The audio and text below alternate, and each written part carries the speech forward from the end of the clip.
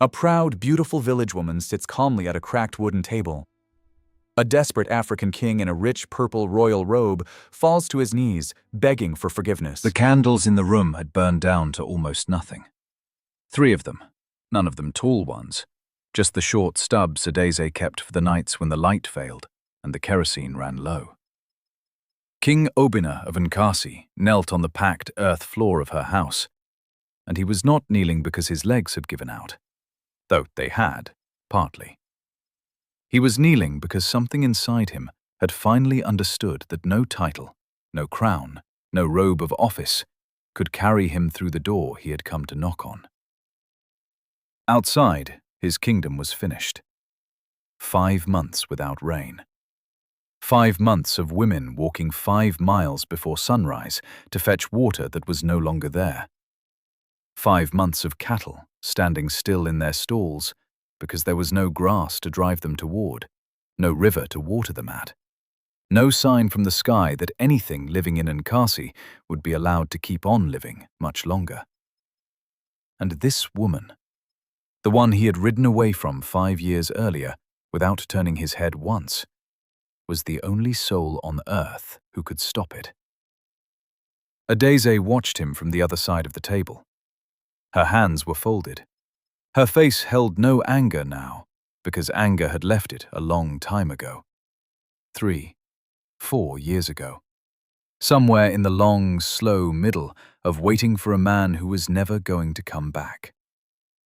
What was left on her face was older than anger and quieter than sorrow. It was the look of a woman who had already buried the version of herself that still believed in promises. Before we go further, take a moment to like this story and subscribe so you never miss one of these village tales. And tell us, if you can, the country you are listening from tonight. Obina had been a younger man the last time he sat in this compound. 26. Lean. Loud in the way that men who have not yet been broken are loud. He had been traveling through Amara with 2 friends, on a hunting trip that the fathers of all 3 boys had disapproved of, and they had stopped at a wayside well to water the horses, and Adeze had been there, 16 at the time, drawing water in an old clay pot that had a crack down one side she kept mending with cassava sap. She had looked up. He had looked down. And something had crossed the space between them so quickly that neither of them had language for it. Only the knowledge, sudden and unshakable, that this was not a stranger. He stayed 3 days in Amara that first visit. Then he came back the next month. Then the month after. For 2 full years he came back, riding the long red road south without telling his father the king where he was going, smuggling small gifts in his saddlebag, dried fish, tobacco, a length of indigo cloth from the market in Umuahia, and Adeze's mother, Mama Ifioma, watched him eat her egusi soup in silence, and her eyes grew smaller each time he left. But she never asked him to stay. Adeze's grandmother, Ne Amara, was 81 years old, and she was the quietly stubborn kind of elder who never raised her voice because she never had to. She sat in the only woven chair in the compound, with both hands on the head of her walking stick, and she watched Obina the way hunters watch antelope. Not to harm, but to decide. She decided in the 2nd year. On a still afternoon in the dry season, with the cicadas screaming through the bush and Adewe at the market selling palm oil, Ne Amara called Obina to sit beside her on the veranda. Her voice was the kind that made your spine straighten on its own. "Young man," she said, "I am going to tell you something I have not told anyone outside this compound for 40 years. And I am going to tell it to you, not because I trust you yet, but because I am running out of years to wait for the right moment. And you, whether you know it or not, are part of it."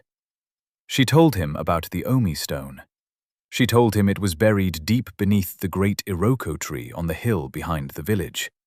She told him it was the breath of the land itself, given to this soil by the first ancestors, that without it, the rain would forget the way, and with it, the rain would remember forever.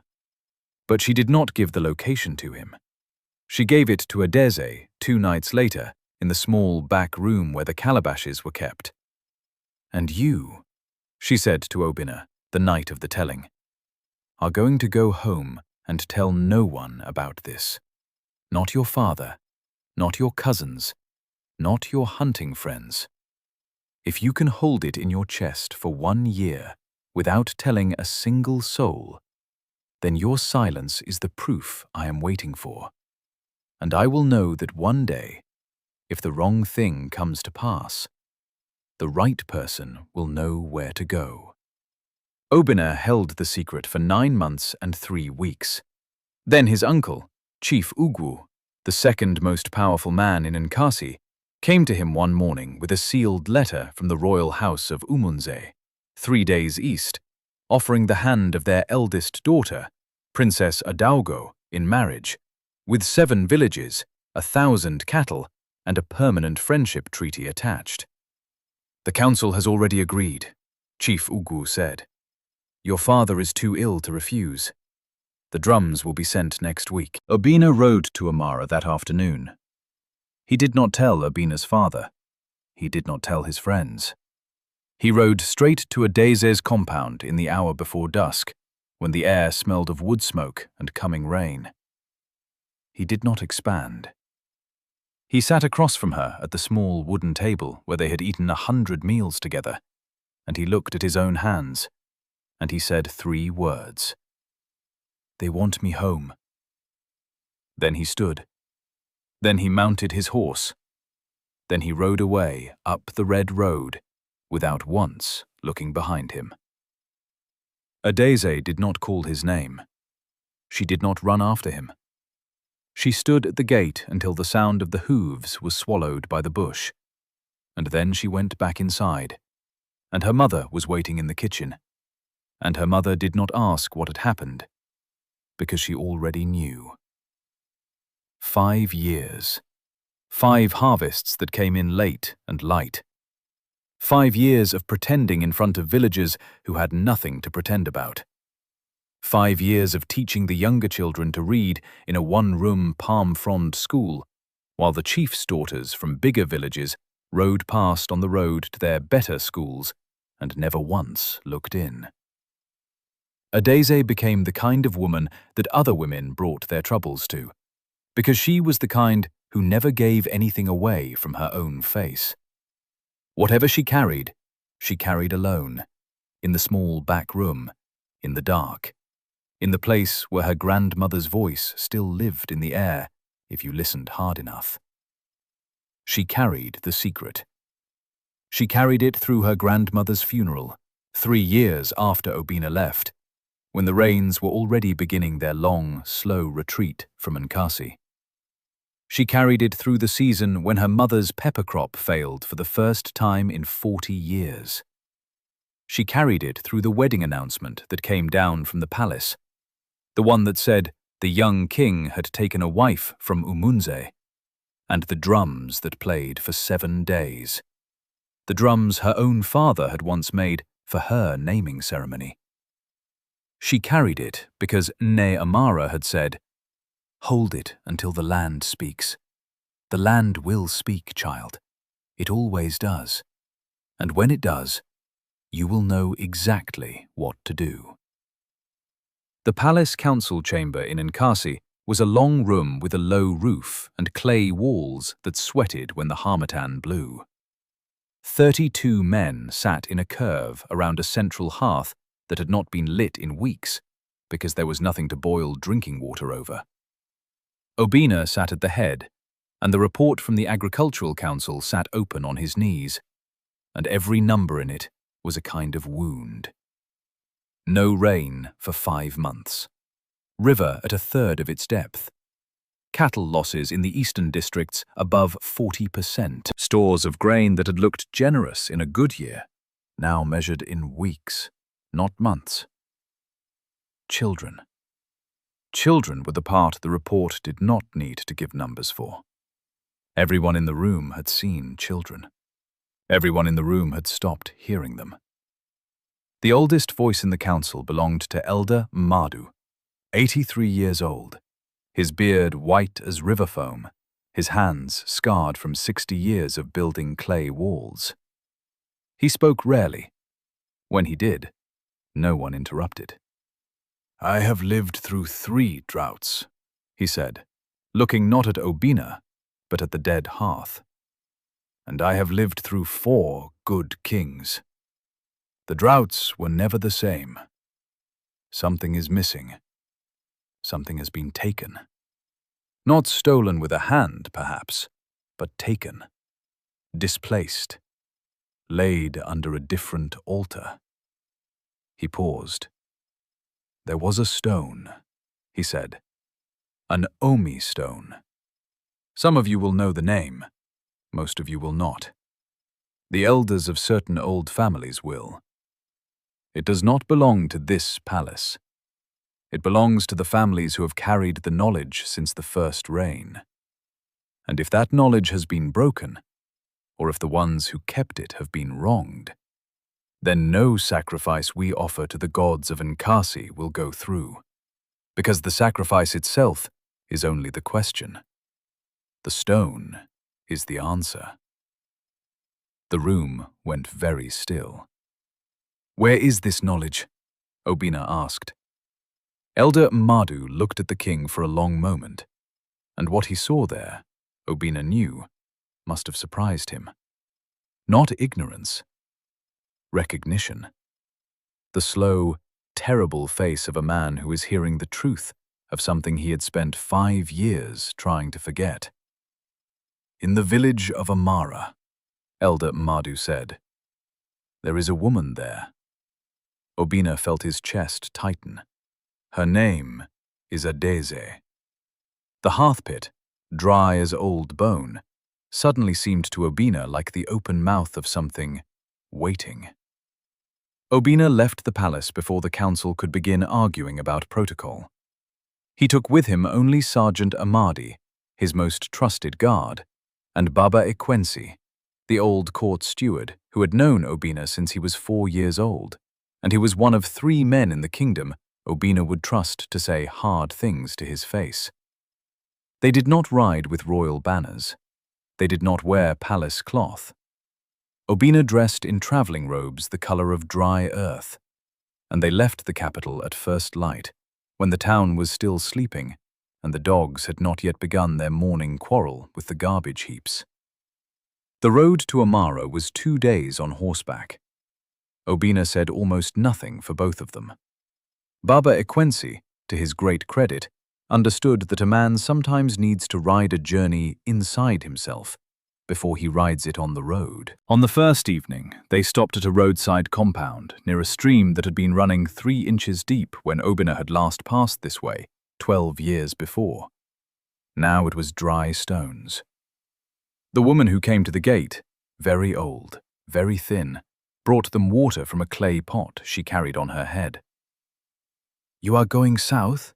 she asked. "To Amara," Obina said. She was quiet for a moment. "Then you will see," she said, in the flat, honest tone of people who have stopped having the energy to dress bad news in softer words. "If you can do anything, do it. We are finished here." The village of Amara had not given up. That was the first thing Obina saw, and it confused him. He had expected ruin. He saw endurance. There was a woman sweeping her compound with slow, deliberate strokes, as if the dirt were an enemy and she intended to win. There was a man mending the fence around his yam plot, with knots that looked like the man had been tying them since dawn. There was smoke from 4 cooking fires, and the smoke smelled of real food, not water passed off as food, and it smelled of wood, not dried cow dung. The village was suffering, but it was not surrendering. He asked a young man at the village well for directions to Adeze's compound. The young man looked at him with the polite but careful face of someone deciding whether to answer a stranger. "You know Adeze?" the young man asked. "I knew her," Obina said. Years ago. She is a good woman, the young man said. She feeds 4 families from a store that is supposed to feed 2. She does not ask for anything back. She says the land owes her nothing, and neither do we, but we owe her all the same. The compound was where he remembered it. The gate was the same gate. The wall had new whitewash on it, bright as fresh bone. There were flowers along the wall, 4 different kinds, blooming where no flowers had a right to bloom in this dead season. At the gate, a sound. Not singing exactly, a rhythmic humming.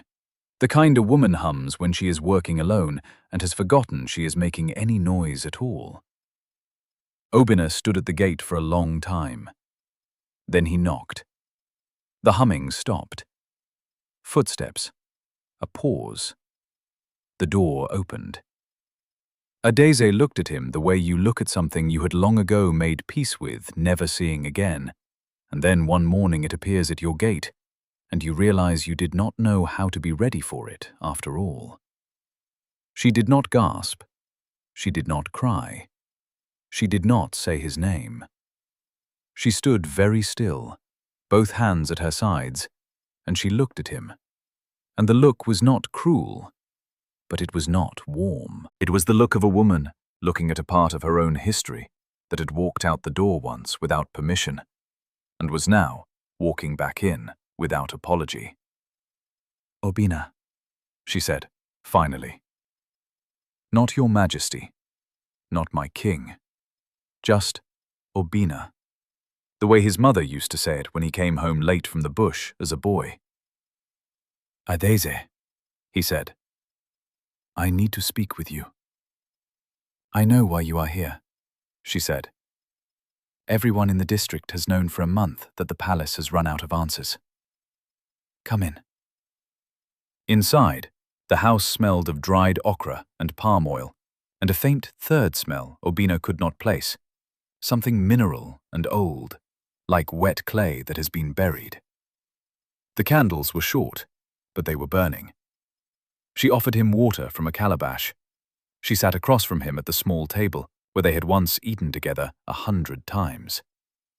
She waited. He told her everything. The drought, the reports, Elder Madhu's words, the Omi stone. He watched her face as he spoke, and what he saw there was not surprise. It was confirmation. Your grandmother told you, he said. Not a question. She told both of us, Adeze said.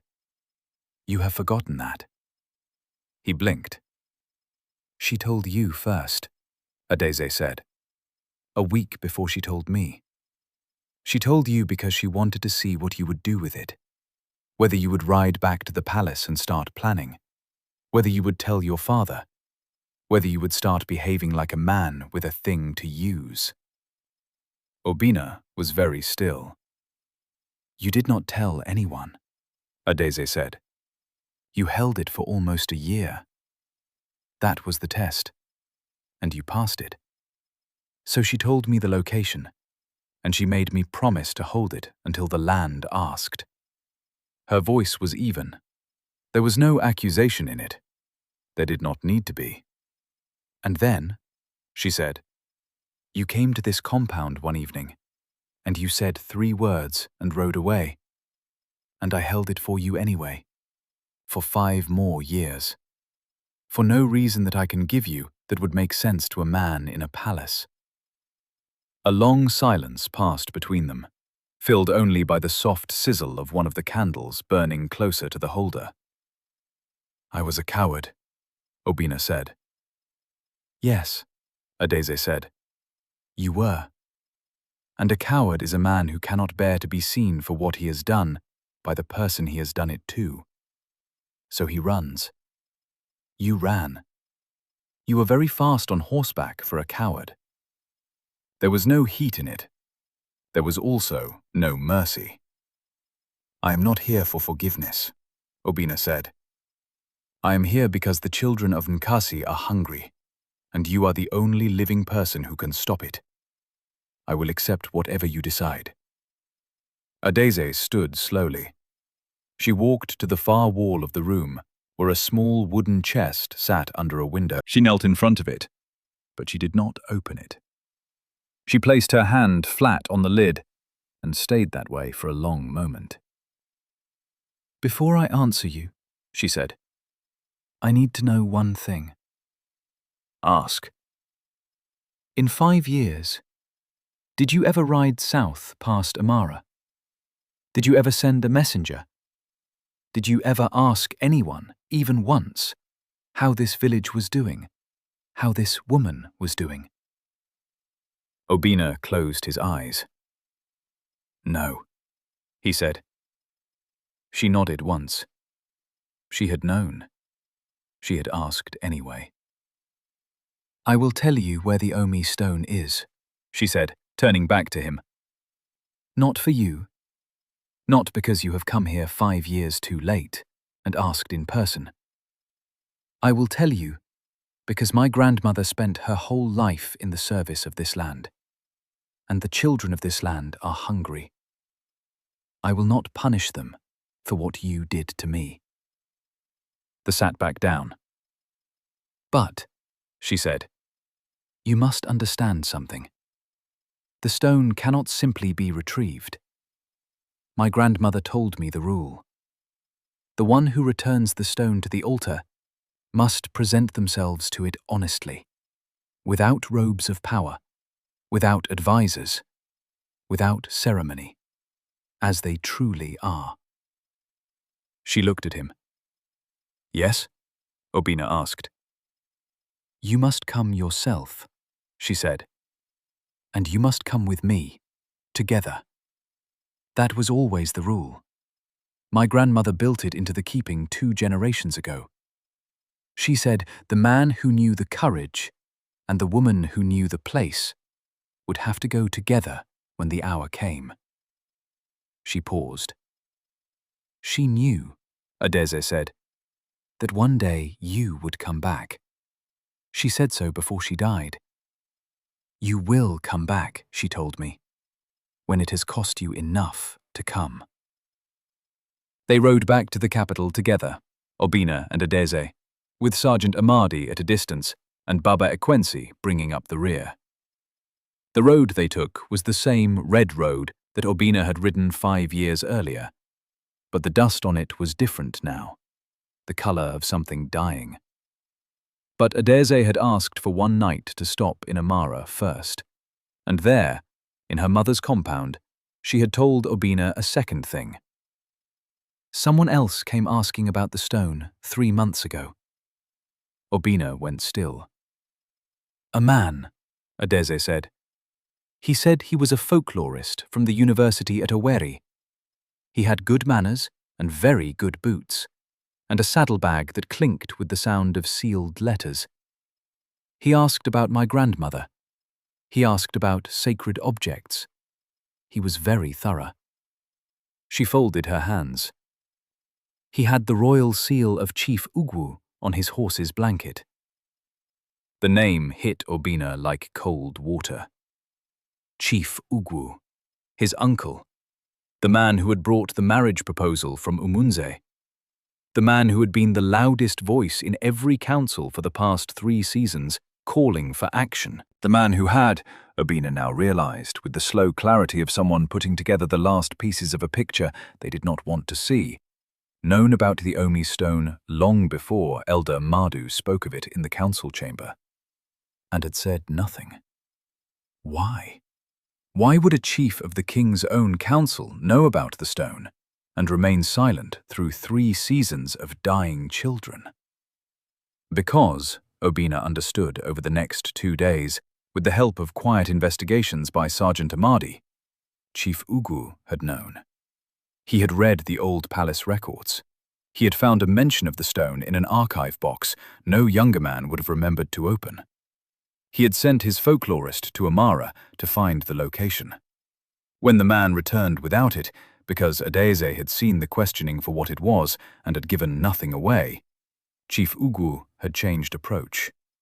He had found the stone himself, through his own private men, by searching the family compound after Ne Amara's funeral, and he had moved it from its resting place of generations to a location beneath the foundation of a new barn on his personal land in the Western District. The land in a dying kingdom that was green. The land in a kingdom of cracked earth and empty wells that the chief's own cattle grazed upon. The stone had not been lost. The stone had been buried alive, feeding one man's fields while an entire kingdom starved around him. Obina summoned Chief Ugu to the private audience chamber. The chief came with his usual composure. His robes were immaculate. His face was the face of an honest and concerned man. Obina gave him exactly one chance to confess it himself. Chief Ugu did not confess it. So Obina told him what he already knew. He told him what the folklorist had to say for himself when Sergeant Amadi brought him in. He told him about the Western barn and the impossibility of one plot being fertile in a district where every other plot was cracked chalk.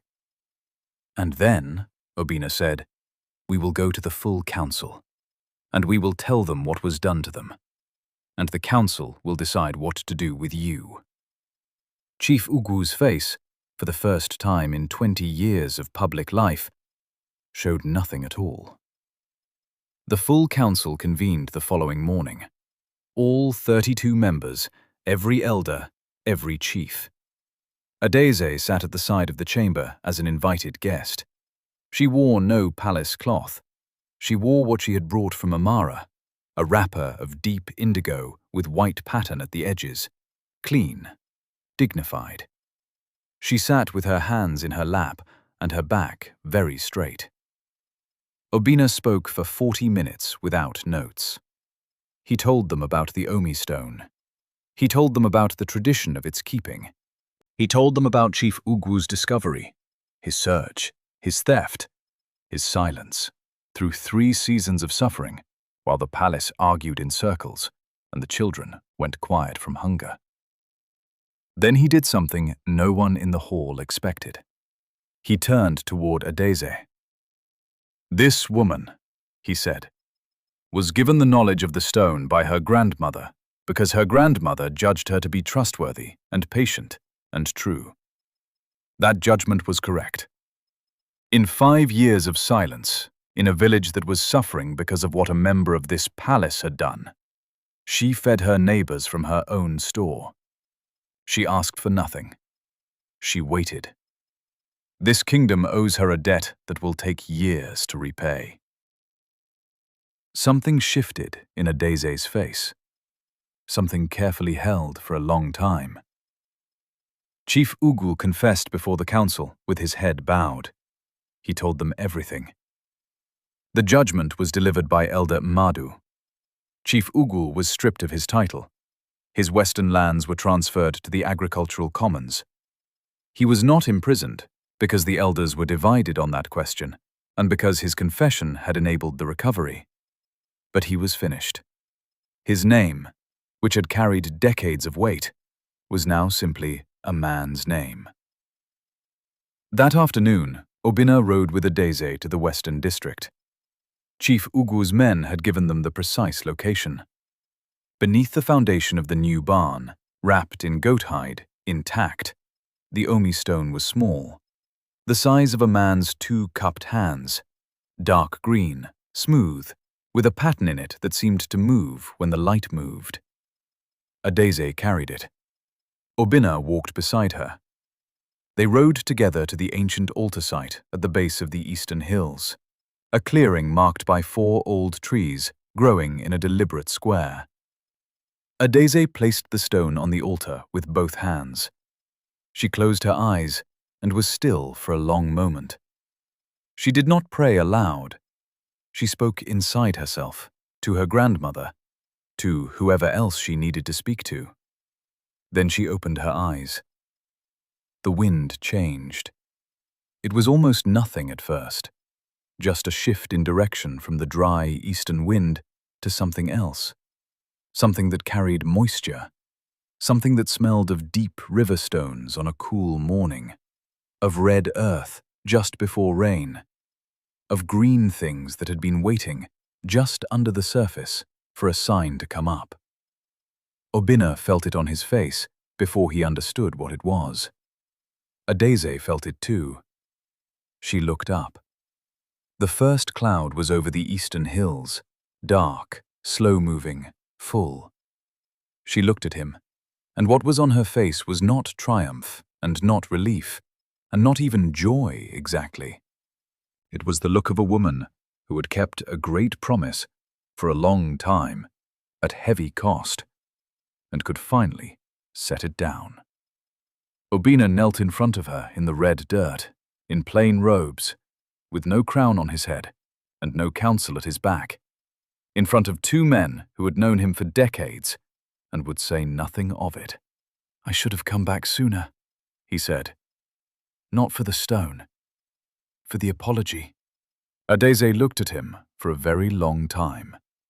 "Yes," she said. "You should have." A pause. "But you came," she said. It began to rain. The kind of rain that old farmers call, in their language, the rain that remembers. Sergeant Amadi, at the edge of the clearing, looked at the sky. And then he looked at the king. And even that quiet, undemonstrative soldier had tears on his face by the time the downpour came. Obinna never remarried. That story belongs to another time, and to someone else more than to him. He returned to Amara 3 times in the year that followed. The first time was on official business, a formal ceremony of acknowledgement. The second time was with Elder Madhu, who wanted to see the altar site at his age, while he still could. The third time he came alone, on a quiet morning, and sat in Adeze's compound, and drank the tea she made, and talked for a long time about the kingdom, and about Amara, and about his father, and about things he had never told anyone in the palace. She listened. She spoke honestly when she had something to say. She never made it easy for him. She never had. Whether that compound, in the years that followed, became more than a place where a king came to be honest with himself, that too is another story.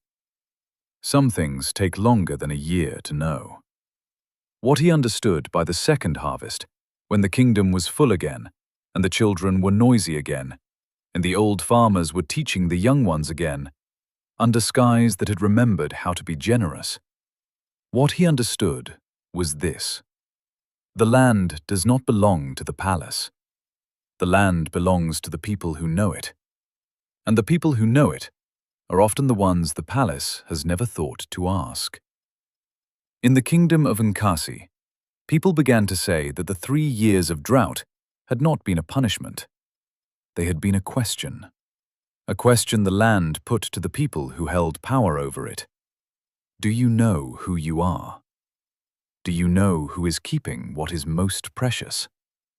Do you know the difference between the loudest voice in the room and the truest one? The land had asked its question. The land had waited. And when the king finally went and sat in plain cloth at the table of the woman he had wronged, and told the truth, and listened, the land gave its answer: the rain that remembers. Because a kingdom is only as strong as its willingness to be honest about what it has abandoned, and who is still holding what it needs. Press the subscribe button for many new untold African folktales, only on Untold African.